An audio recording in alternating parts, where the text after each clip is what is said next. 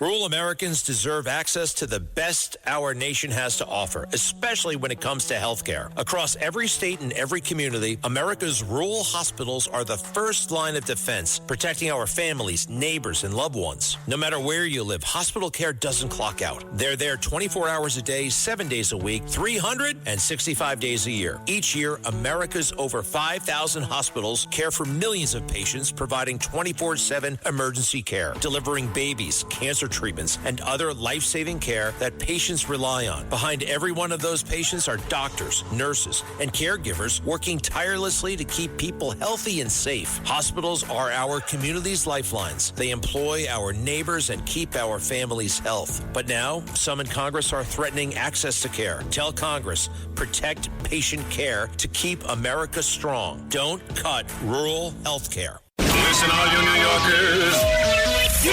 Taxi! Okay, man, we're looking around. This is the 77 WABC minicast. See, what I found out was I got this thing one time. I had one of the first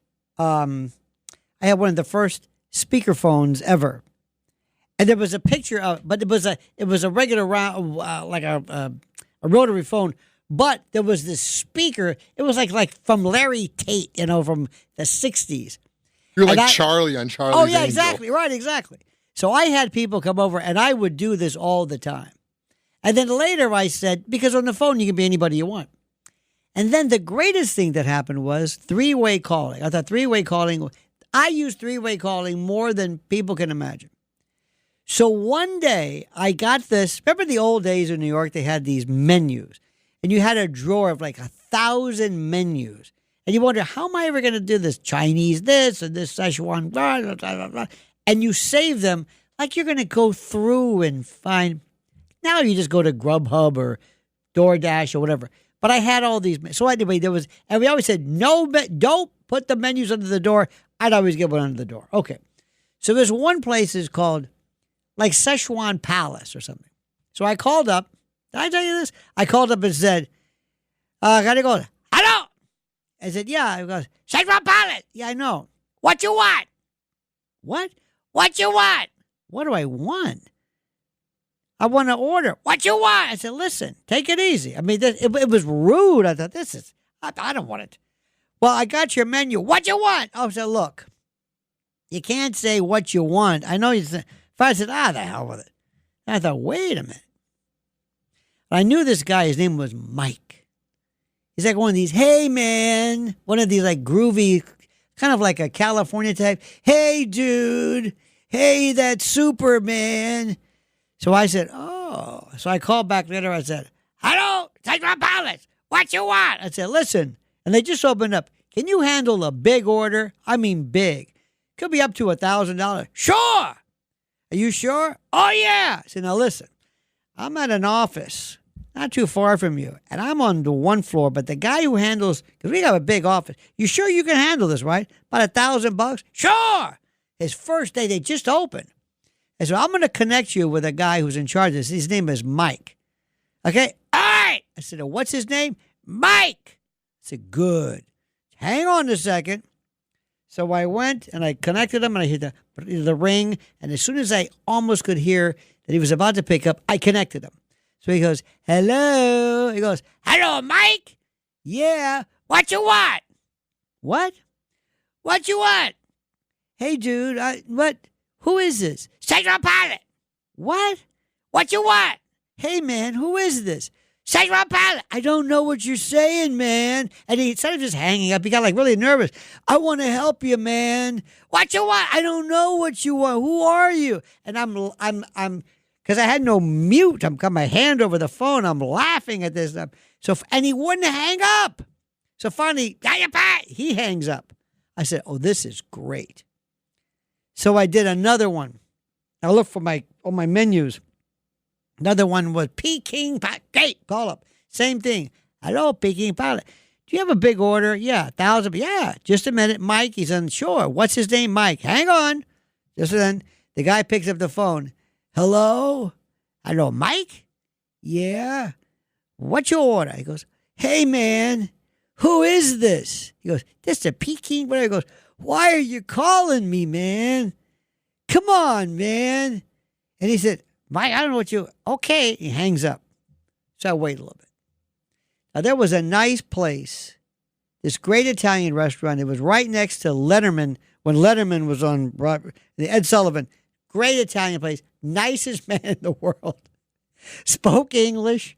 I waited a little bit. I did the same thing. He said, sure, we can handle it. I said, just a minute. What's his name? His name's Mike, of course. That's right. Hang on a minute. Okay. So I called up. He says, hello. Hello, Mike? He says, yeah. He was like relieved. He goes, what'll it be? He says, look, man, I don't know what's going on here. Now, this guy's thinking, you told me to call you. So anyway, so I'm hanging up. So I think to myself, what are they thinking? But the best one of the best. There was a time in Tampa where there was a very serious concern about the feds and all kinds of wiretaps, and people were scared, and it was just weird. And they were always worried about this because it was this crazy guy who was a U.S. attorney. So I called up a judge and his friend, a lawyer, prominent, and they know each other. And I timed it perfectly. So the phone rings, goes, hello, hey, what are you doing? I'll tell you what I'm doing. Hello, blah, blah, blah, and they're talking. He said, yeah, and they just start talking, thinking the other one called him. So one said, you know, when you called me, he says, wait a minute. I didn't call you. You called me. What? Hang up. So he hangs up. So I call back right away. He said, damn it, I told you, don't come. He said, I didn't call you. Hang up. I'm hanging up. Hangs up the phone. They had then a teenager's phone. So I connected that one. So he runs up the stairs and he says, hello, look. I don't know. He goes, I didn't call you. Just a minute. He puts his wife on. Tell him. He goes, Dave, I'm telling you, I'm here the whole time. He goes, I'm sick and I don't need this. This isn't funny. Quit calling me. I'm not calling you. Now they're freaking out. They're thinking this is a weird story. I didn't say anything. Years later, I don't know how many, 2 years, we're having a drink. And I turned to my friend and said, do you remember one time getting a call when Dave, whatever, called you and you said, I didn't call you, that's not me. And then Mary Lou, his wife, got on the phone and he stopped. You got to imagine this. I know this is radio. And he turns the slowest cut of a take and looks at me like, you son. He probably had his number changed or I don't know what. But it was the greatest feeling of complete and total power. Rural Americans deserve access to the best of what our country has to offer, especially health care. Across every state, every community, America's rural hospitals are the first line of defense, protecting our families, neighbors, and loved ones. No matter where you live, hospital care doesn't clock out. They're there 24 hours a day, 7 days a week, 365 days a year. Each year, America's over 5,000 hospitals care for millions of patients, providing 24/7 emergency care, delivering babies, cancer treatments, and other life-saving care that patients rely on. Behind every one of those patients are doctors, nurses, and caregivers working tirelessly to keep people healthy and safe. Hospitals are our community's lifelines. They employ our neighbors and keep our families healthy. But now, some in Congress are threatening access to care. Tell Congress, protect patient care to keep America strong. Don't cut rural health care.